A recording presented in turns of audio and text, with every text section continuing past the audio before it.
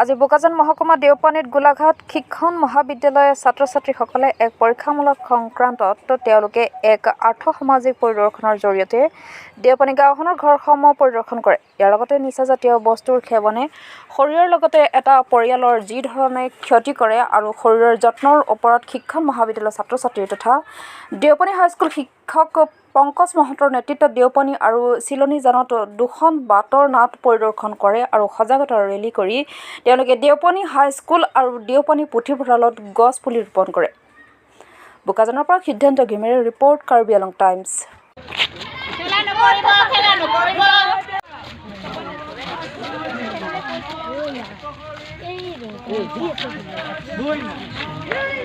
পৰিৱেশৰ মূল নুবুজিলে হ'ব ভুল। গছ থাকিলে মানুহ থাকিব।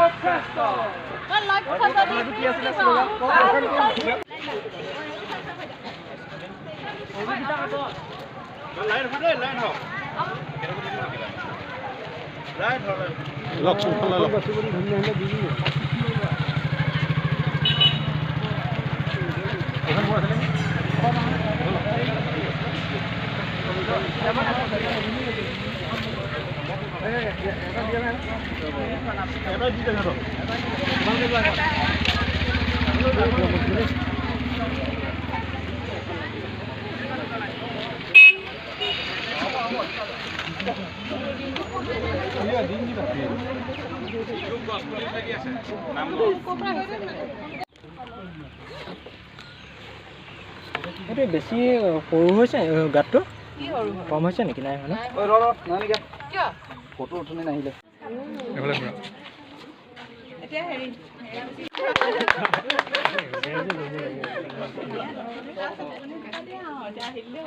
এপ্লাই কৰি দিয়া আৰু দ্বিতীয় পুৰস্কাৰ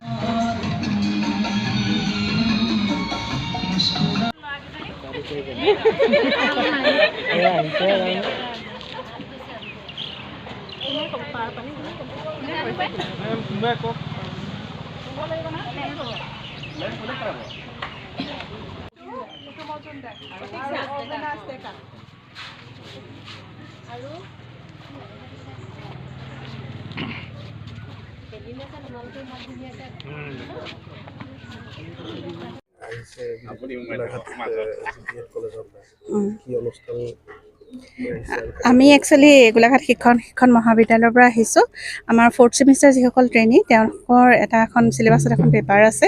তাৰ ভিতৰতে এটা পৰীক্ষামূলক সংক্ৰান্ততে আৰু এটা ছ'চিঅ' ইকনমিক ছাৰ্ভে তেওঁলোকে কৰিব লাগে, কেইবাটাও এক্টিভিটি সংলগ্ন কৰি পেলাই।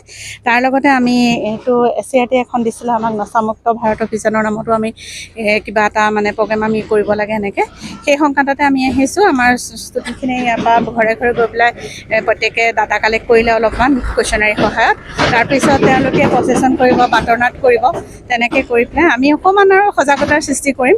আৰু য'ত নেকি তাৰমানে আমি অঞ্চলটোৰ কাৰণেও আমি কিবা এটা কৰা হৈছে বা প্ৰত্যেককে সজাগ কৰিবলৈ আমি যত্ন কৰিছোঁ।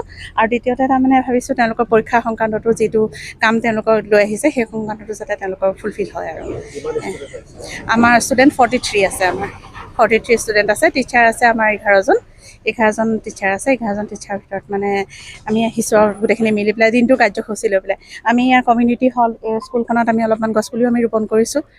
তেওঁলোকৰ পৰিৱেশ সংক্ৰান্তত এৱেৰনেছ এটা ক্ৰিয়েট কৰিবৰ কাৰণে তেওঁলোকৰ চিলেবাছতে এইখিনি বস্তু এক্টিভিটি আছে তাৰমানে সেই এক্টিভিটিখিনি তাতে কৰিবৰ কাৰণে। ঠিক আছে, ধন্যবাদ।